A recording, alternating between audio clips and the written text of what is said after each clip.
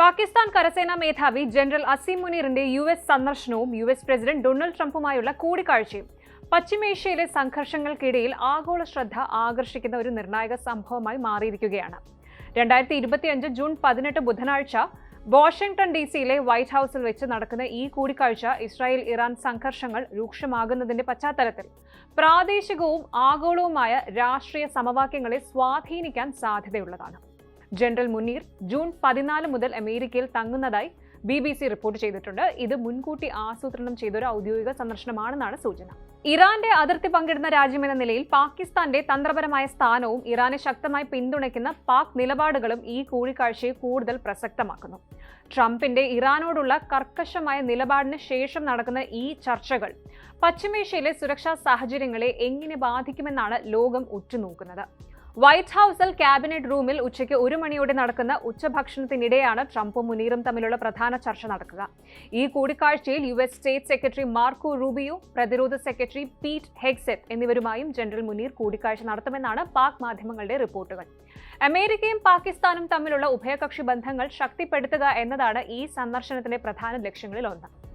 പാകിസ്ഥാന്റെ പുതിയ സർക്കാരിന് കീഴിൽ പ്രത്യേകിച്ച് സൈനികവും തന്ത്രപരവുമായ മേഖലകളിൽ സഹകരണം വർദ്ധിപ്പിക്കുന്നതിനെക്കുറിച്ച് ചർച്ചകൾ നടക്കുമെന്നാണ് പ്രതീക്ഷ.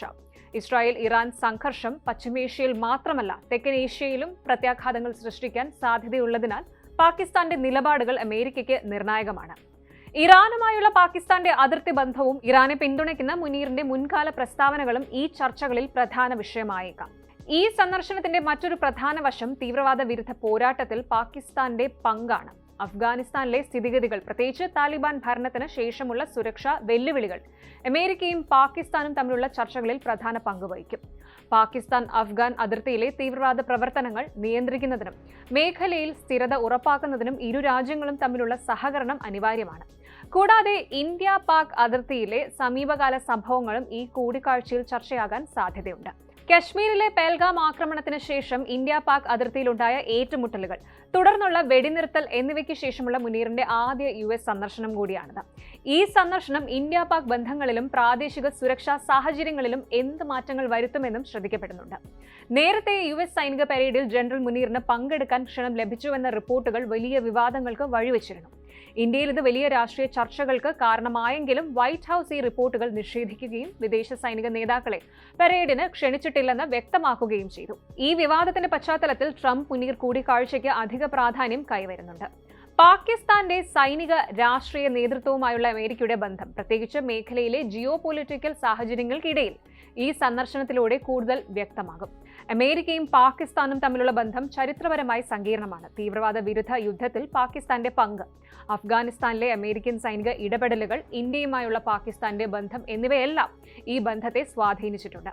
ട്രംപിന്റെ 2ാം ഭരണകാലത്ത് പാകിസ്ഥാനുമായുള്ള ബന്ധം കൂടുതൽ തന്ത്രപരമായി നിർവചിക്കപ്പെടാൻ സാധ്യതയുണ്ട്. ഇറാനുമായുള്ള ട്രംപിന്റെ കർക്കശമായ നയം, പാകിസ്ഥാന്റെ ഇറാനുമായുള്ള അതിർത്തി ബന്ധം, ചൈന പാകിസ്ഥാൻ സാമ്പത്തിക ഇടനാഴി അതായത് CPEC പോലുള്ള തന്ത്രപരമായ പദ്ധതികൾ എന്നിവയെല്ലാം ഈ ചർച്ചകളിൽ പരോക്ഷമായി പ്രതിഫലിക്കാം.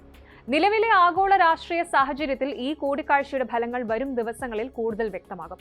പശ്ചിമേഷ്യയിലെ സംഘർഷങ്ങൾ, ഇന്ത്യ പാക് അതിർത്തിയിലെ സംഘർഷങ്ങൾ, അഫ്ഗാനിസ്ഥാനിലെ സുരക്ഷാ വെല്ലുവിളികൾ എന്നിവയെല്ലാം ഈ ചർച്ചകളെ സ്വാധീനിക്കും. ജനറൽ അസീം മുനീറിന്റെ ഈ ഒരു സന്ദർശനം പാകിസ്ഥാന്റെ വിദേശ നയത്തിന്റെ ദിശയും അമേരിക്കയുമായുള്ള അതിന്റെ ബന്ധത്തിന്റെ ഭാവിയും നിർണ്ണയിക്കുന്നതിൽ നിർണായക പങ്കുവഹിക്കും.